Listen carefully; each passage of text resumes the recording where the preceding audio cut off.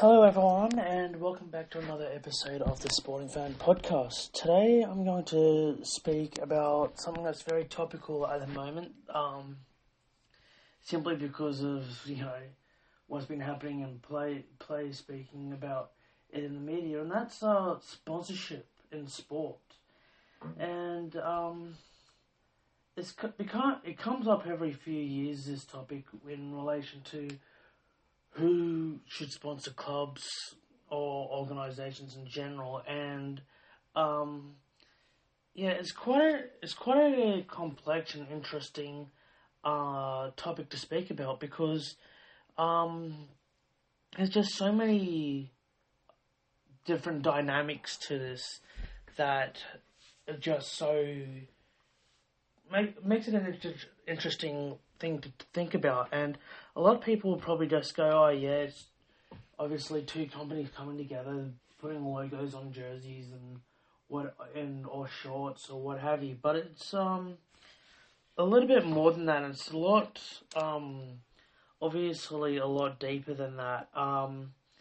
Simply because you have so many things that can go either right or wrong with sponsorship depending on the client, the current environment, and that could be on both parts.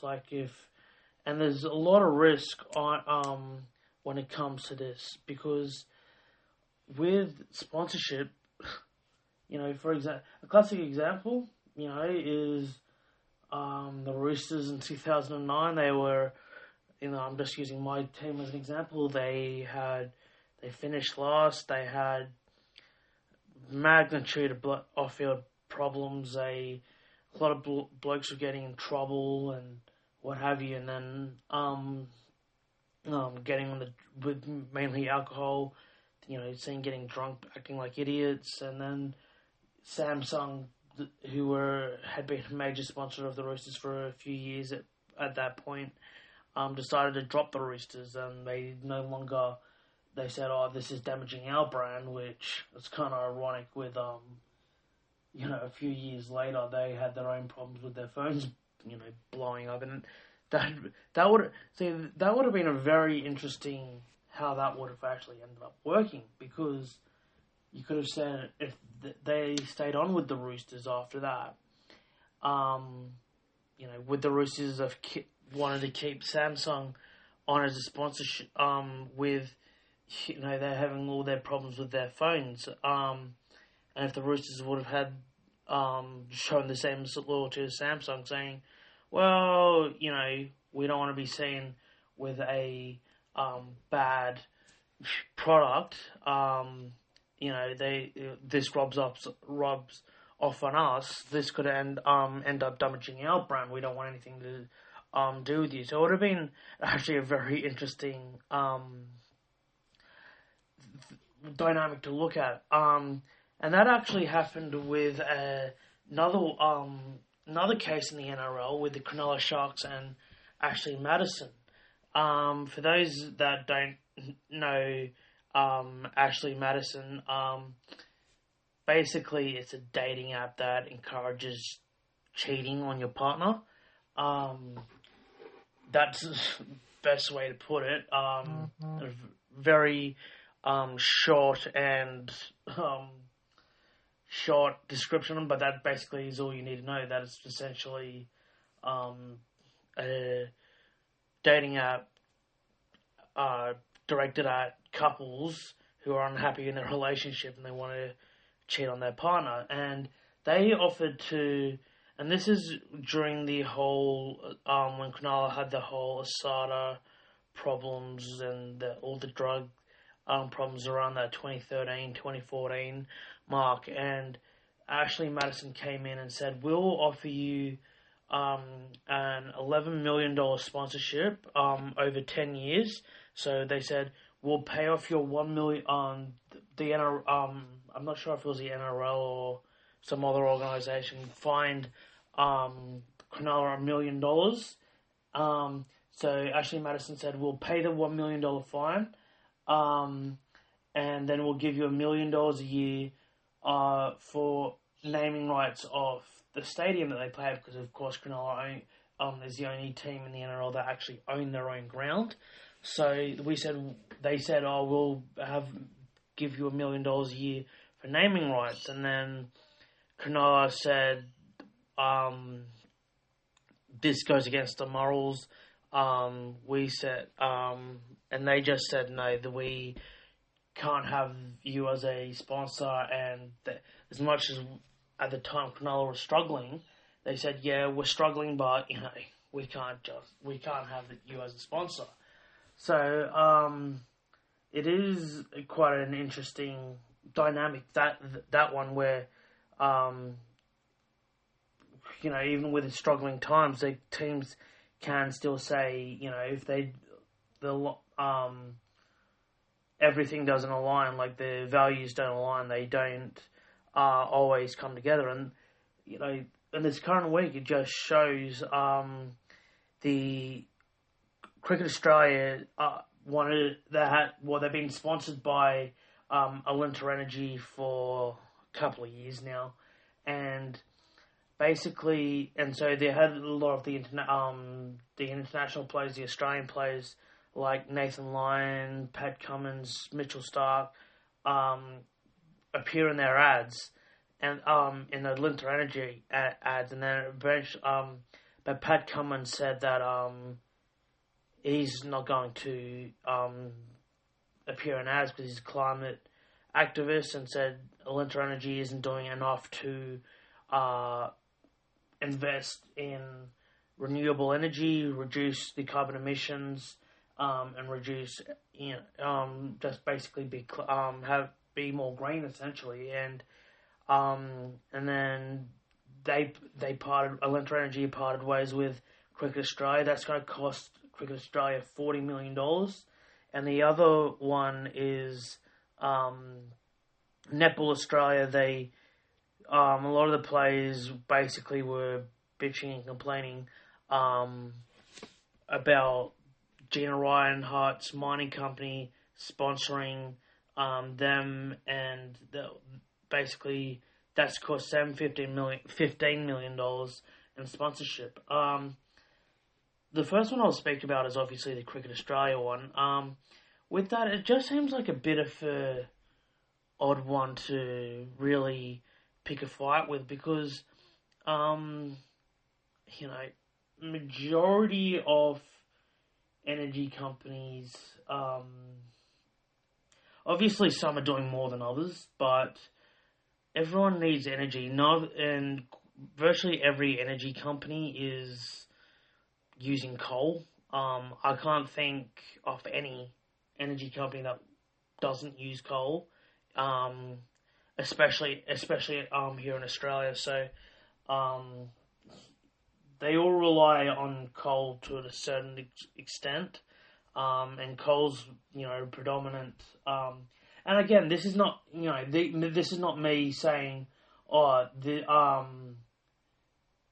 justifying it, or me saying I believe in coal. I do believe that Australia does, Australia and a lot of other countries like China, the US, and a lot of other nations around the world really need to do more to clean up the planet. But I think there's better ways to go about it. Like maybe I think Pat Cummins was really pushing it, saying, I'm not going to appear in ads and that, but I think he could have gone about it in a better way.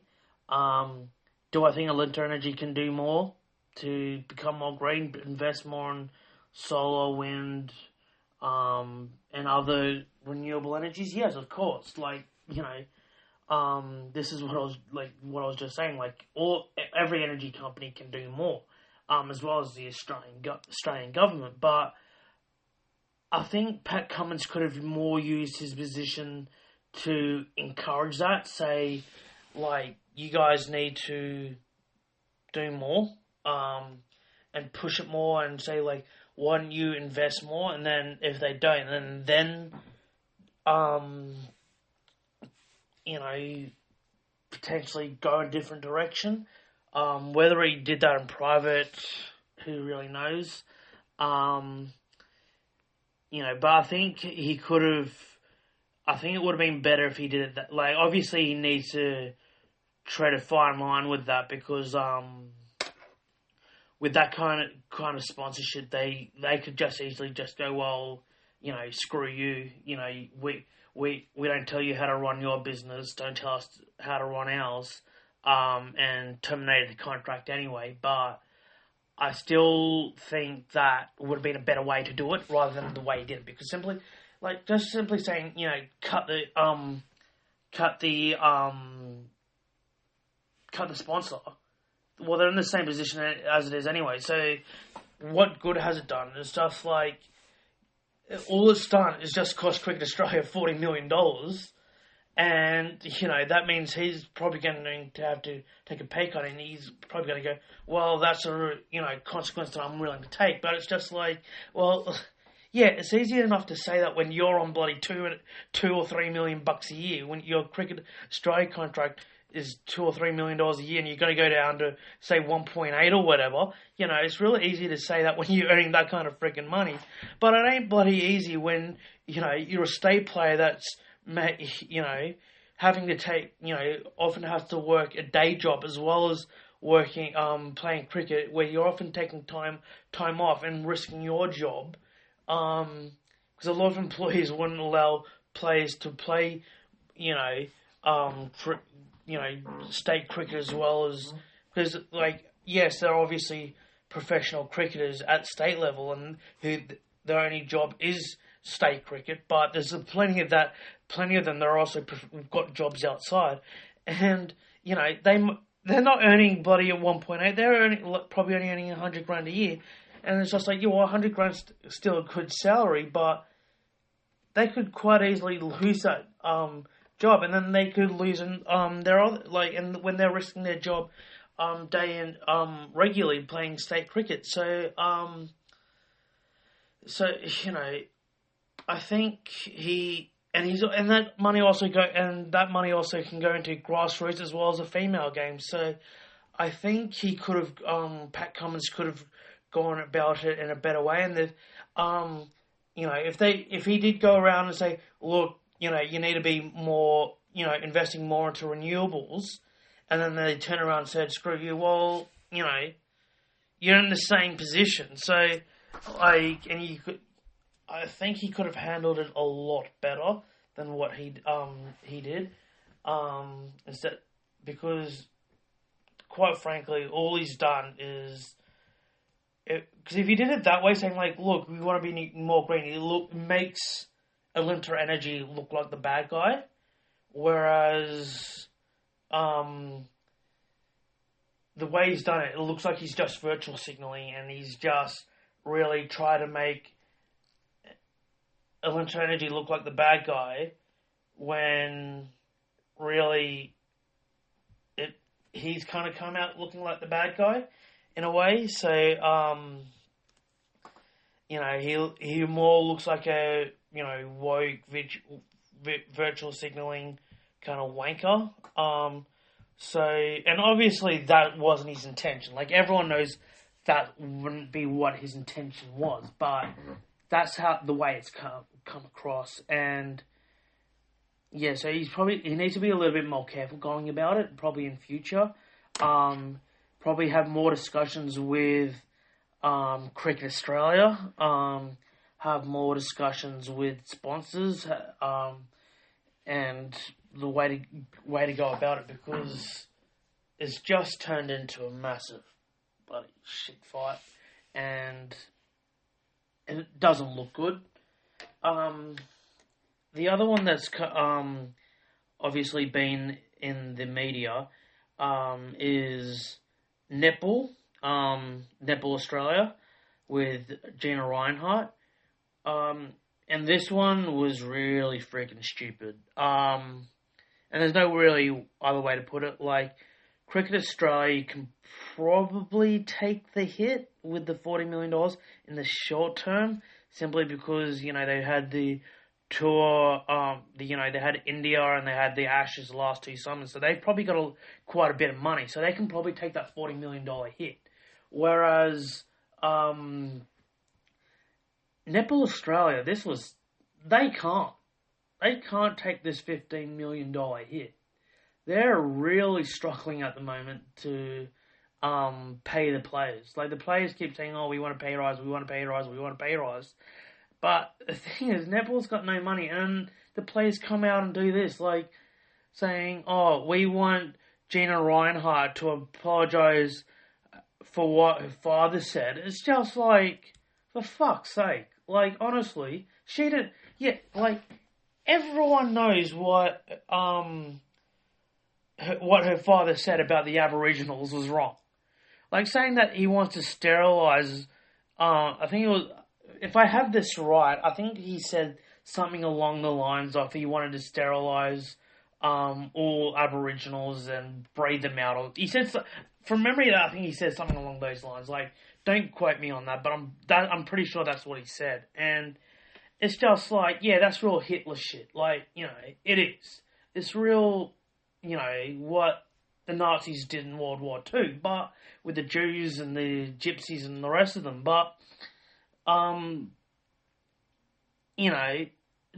her for that is just, it's like, or do you blame all British people for, or all Spanish people for, going around the Americas, through Africa, here in Australia, New Zealand, for, probably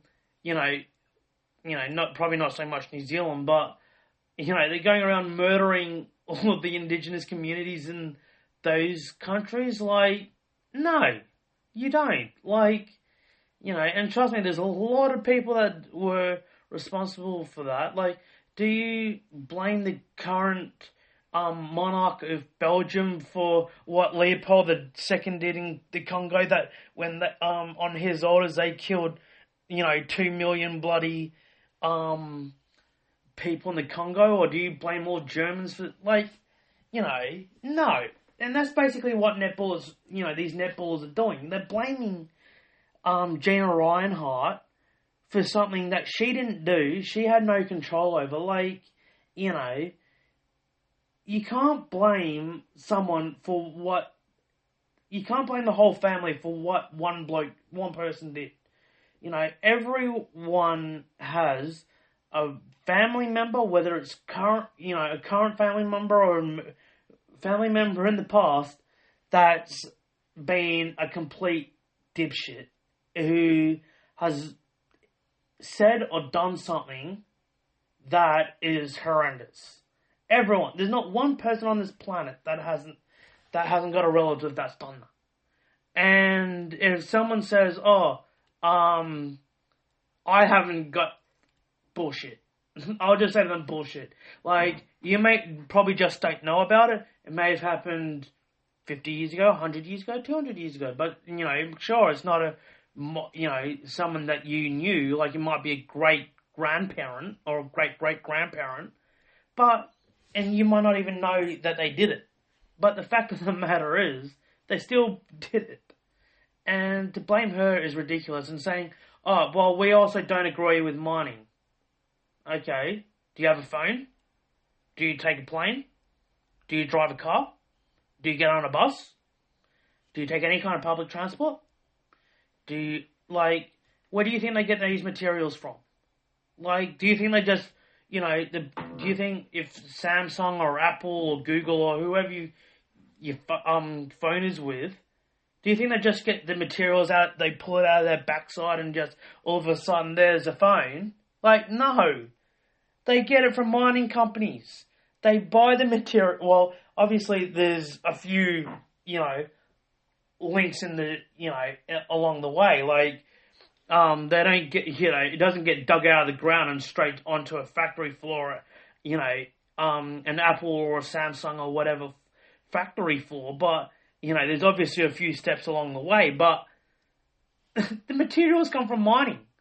Like, or your car, your phone, your earphones, your, everything, but, a good percentage of the stuff that we use every single day, your computers, as well. Every, virtually all these components come from, mining. So, to say, oh, we're against mining, like, really? Like, if you're really against mining, really basically what you're saying is that we should go back to, medieval times, where, let's wind back the clock, 300 years, 400 years before the Industrial Revolution, and, let's not have any of this stuff, because, it's, I don't agree with it. Let's have, candlelight, at night. We can't use electricity because, like I was saying with Alinta Energy, majority of it's by coal. And again, where do you get coal? From mining.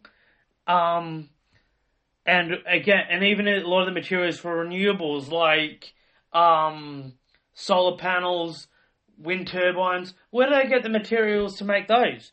Again, from mining. These people are just virtual signaling and not really realizing, going, oh shit, I actually virtually every single bit of my daily, you can't walk around in 2022 and not rely on something, yes, it might not necessarily be from Gina Reinhardt's mining company, but I can guarantee you, every single thing, you cannot go a day in society without, using something that's from a mining company. You might go 1 or 2 days where you go out camping in the middle of buttfuck nowhere, but for the most part, to survive in 2022, you're going to be relying on bloody something from a mining company. Even your house, you probably have, or your unit, you got steel beams. It's just I just don't understand where the anger from them is coming from. Because it's just everything you do is touched by it. And yes, I can get why you're pissed, especially if you're Aboriginal, why you would be pissed off with what Gina Reinhardt's father said. Because, quite frankly, it was a disgraceful comment what he said. But you can't blame her for what he said. If she comes out and says, yeah, I fully support what he said, and I agree with what he said, then damn straight, yeah, bloody give it to her. She should be absolutely freaking slammed. Company should bloody terminate contracts with her, 100%. I'll be like, yeah, fair enough. And I'd say, Netball Australia, you're 100% right in tearing up that contract. Where you're right in tearing up that $15 million contract. But, as much as it's going to, it's going to cost you, obviously, in the long run. But,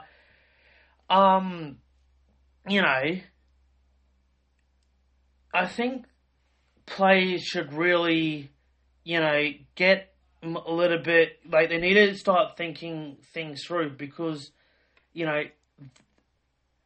virtually all their, salaries, a good percentage of it comes, either directly or indirectly come from, sponsorship or some kind of advertising, right? There's only a very, very small, people go, oh, ticket sales. Ticket sales are only, I reckon, it's I don't know the figures of what, ticket sales make up in any sport, especially in netball, but I can tell you, it's only, I wouldn't even say it's 50%, but even 50%, these players are whinging about what they're getting paid now. Would they want to take a 50% pay cut? No, they'll get the shits with it. And and the reason why I say majority of their money is either directly or indirectly come from sponsorship is because look, obviously there's a direct sponsorship. So for example, in this case, it was Gina Reinhart's company is sponsoring the netball, and they were complaining about the money and what the father said and that. So there's obviously that's obviously direct. Like with company A sponsors company B to get something out there, right? Whether it be something on the jersey, or whether it's for example, in the NRL, what they have is the Telstra Premiership. So the competition is named the Telstra Premiership. So obviously, Telstra's paying for naming rights of the competition. Or you got I think it's Harvey Norman now that's sponsoring the Origin. It's the Harvey not it's the State of Origin presented by and that. So there's obviously that, and everyone knows that. But then you have the other side of that. So you have for example, the TV rights, and people go TV rights. That's not sponsorship. That's TV rights. That's completely different. Well, where does the TV get their money from? They put the sport on, whatever the sport is, whether in this case it's netball or it's cricket, or like I mentioned at the start of the podcast, the NRL, whatever the sport may be. You got the sport, and then they have advertising. Yes, technically it's advertising, not sponsorship, but potato, right? Sorry, tomato. I should say, but yeah, it's a similar kind of thing. That's the indirect, and the more money, and then you got so obviously, and then the other thing with the TV is you've also got the sponsors. You got sponsors around. You got the how you have all the fences around the stadium or the court or whatever it may be with the whatever sport you're playing, whatever you would like to basically the playing arena. All those sponsorships around. You ever notice that for example, a classic example is just because I noticed it with the tennis and when my dad watches the tennis. You ever notice you always have either Rolex or Fly Emirates? So obviously if nearly every major, it's either Rolex or Emirates or both around the playing arena. And obviously, if you got all the people in the crowd that's looking at that, you obviously, it's stuck in my mind. You guys, everyone's probably going, oh, actually, now that you mentioned it, yeah, I have noticed that when I watch tennis. Obviously the TV helps with that. More people watching on TV, the more you can get in sponsorship. So, the TV actually, plays a role in that. And, so that's where, there's where sponsorship comes in, and that's where a good majority of their, comes in. And I think it's better for players just to stay in their lane, because, obviously they have a voice, and, they have a right to say something like, yes, I agree with it, no, I don't. And I'm not saying that they, and look, trust me, I don't think that, players have a right to say, we agree with something or not.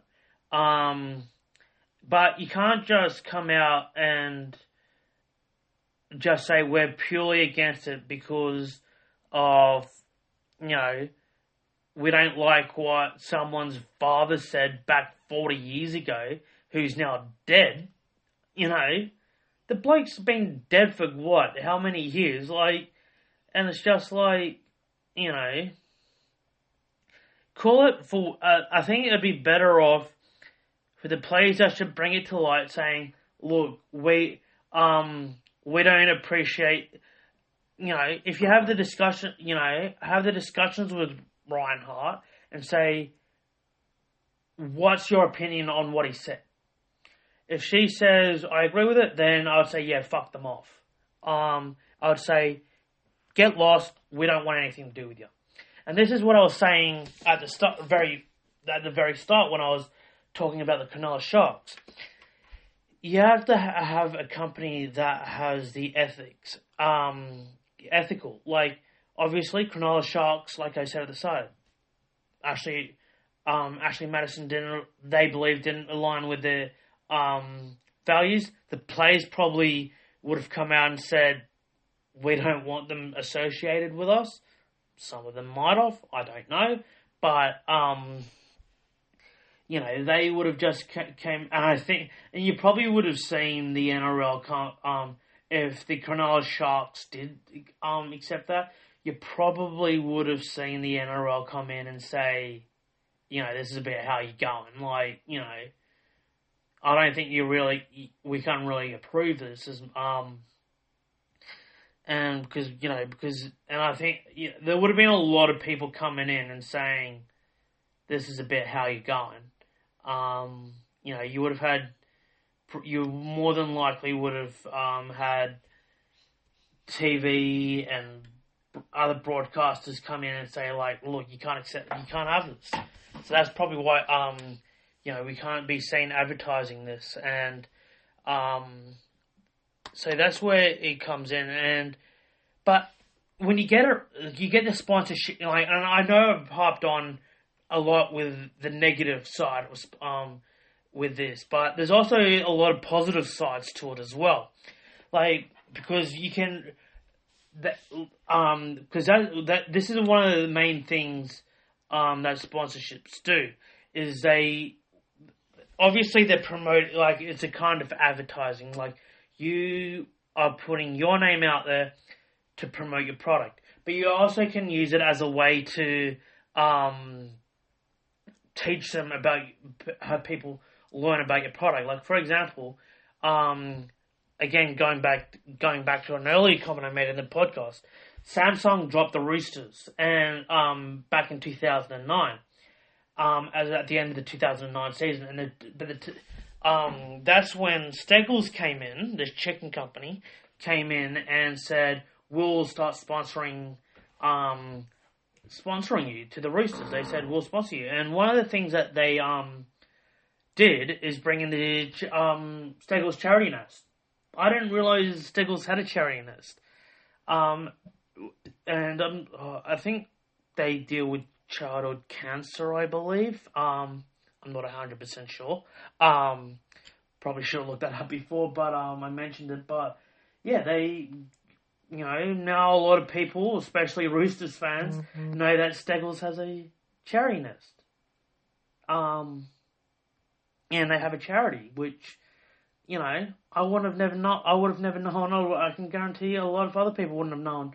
A lot of Roosters fans wouldn't have known that Steggles has a charity. They have a charity wing. And that's one thing that's sponsorships. And, obviously both parties has benefited greatly from the partnership. The Roosters are getting a lot of money from Steggles. They get they have a front of jersey sponsor. They're making, so that, to get that on this jersey, they're probably getting several $100,000 a year from them. And, Steggles is getting the benefit of that their charity is getting, because like for example, they have actually in saying that I haven't actually seen it at a game for a number of years now, but I remember when the games used to be at the old SFS before it got pulled down. What they used to regularly do is have a 50-50 draw. So every home game, they would have basically they would have a prize pool. They said you can buy tickets. I think it was like between $5 and $100 or something, whatever it was. Can't remember the exact amounts, but you get, obviously you have more tickets you buy, I think it's like the more you pay, the more tickets. I think it was like 2 for $5, and you get like 6 for $10 or whatever it was, and then you get like, right up. I think it was like up to $50, you get 50 tickets, whatever. And at halftime, they would go through they'd get their like as gates open, have a lot of people walking around with this, and they would stop people and say, "Do you want to buy a ticket?" And they go into the bays during the half and say like, "Anyone want to buy a ticket?" And then at halftime, they would draw someone out randomly, and whatever the prize pool is. So for that game, they made $5,000.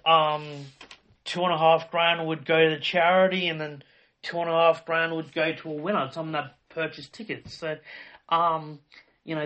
that's one way they really got involved, and so that was a mutual benefit. There's a mutual benefit there, and that's what the positive that sponsorship can do. And I remember, I know in a lot of cases that sponsorship doesn't always get a return on investment, but I can guarantee you, Steggles is one of the few that few in Australia. Because I remember when I did my sports management sub major, that sponsorship's not always great here in Australia. A lot of companies don't get that lose money on sponsorships, but they just like the prestige of it. They get tickets to games, they sit with the owners, they get to meet the players and all that. So if you're a big super fan, that's a big thing for you. But Steggles has been. That's why I think sponsors could learn from something like that, where you do something that really you become part of the club, right? Like obviously, Samsung can't be going to games and selling $1,500, $2,000 phones at games, but maybe what they could have done is set up have some kind of stall at games when this is it, provided this is back probably before they had the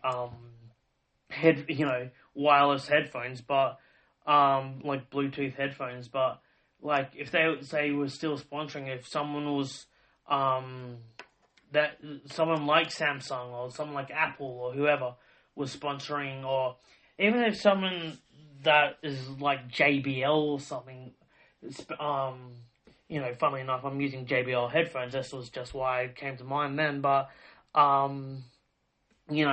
if they sponsor something, they could have a partnership with whoever they're sponsoring and say, "Oh, we want to set up a stall at pre and post game, and potentially." Sell headphones before games or whatever, and they might be able to sell a few $100 worth of headphones.